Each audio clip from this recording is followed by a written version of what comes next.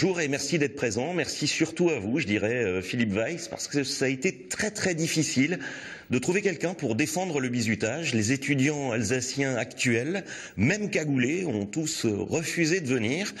Ma première question, les deux premières questions faciles, qui a été bizuté parmi vous? D'accord. Ouais. Alors, qui pense qu'un bizutage est forcément traumatisant? Oula, grosse hésitation, non. On va en venir à cette interdiction du bizutage dans un premier temps et à la mise en place d'un numéro vert. Qui approuve la mise en place d'un tel numéro vert pour dénoncer, même anonymement, les bizutages? Ah, vous l'approuvez forcément. Forcément, oui. Alors expliquez-vous, là ça demande quand même quelques explications, cette mise en place du numéro vert. Alors voilà, il faut s'entendre sur le terme bizutage, dont l'origine, je crois, est incertaine. Étymologiquement, je crois que ça signifie une épreuve. Alors une épreuve, oui, quelle est-elle?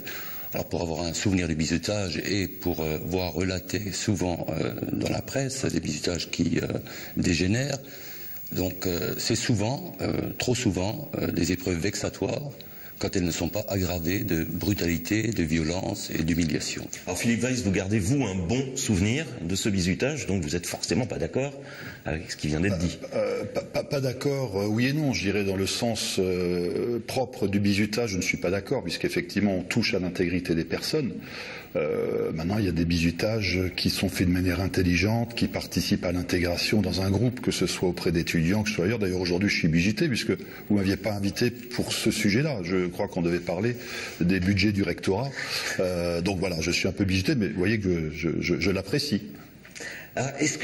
Qui pense que c'est un bon exemple pour la jeunesse d'inciter ainsi à la délation? Un numéro vert, c'est quand même de la délation. Alors le numéro vert, moi je le vois plus comme de la prévention.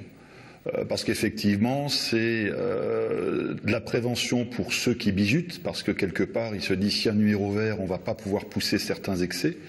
Et si aussi, quelque part, je dirais, un peu de sécurité pour ceux qui vont être bizutés, qui se disent, bon, bah finalement, si ça pousse trop, j'ai un numéro, je sais ce que je dois faire, je sais à qui je peux m'adresser pour savoir quelles sont les démarches à effectuer derrière.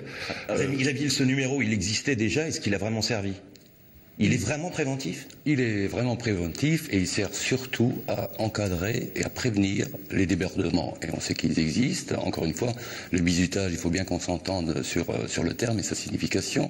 En soi, c'est peut-être pas une mauvaise chose, mais souvent, il génère des débordements, des excès qui sont inadmissibles. Et il n'y a aucune raison pour que les personnes soient démunies face à des excès de comportement, des comportements violents et qui peuvent attenter à l'intégrité physique ou morale des personnes. Alors, lequel d'entre vous pense que interdire le bizutage au sein de l'université, c'est finalement le repousser au sein de soirées privées qui sont parfois très, voire trop arrosées, et que donc le résultat est pire que de ne pas l'interdire et l'encadrer au sein de l'université? D'une manière générale, interdire les choses pousse forcément un certain nombre à contourner ces interdits. Effectivement, on a des risques de débordement. Je pense que l'interdire au sein des universités, on voit dans les grandes écoles, on a affaire à aujourd'hui ce qu'on appelle des week-ends d'intégration, où finalement l'humiliation elle est très grande parce qu'on se retrouve avec des gamins ou des gamines qui n'ont jamais bu une goutte d'alcool et puis qui avec quelques verres se traînent dans le caniveau. Oui, c'est humiliant. Donc je pense que de l'interdire au sein de l'université, on n'encadre plus.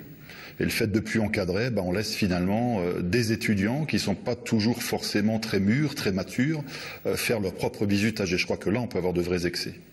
Qu'est-ce que vous en pensez du côté du rectorat? Je pense que vous avez pesé le pour et le contre.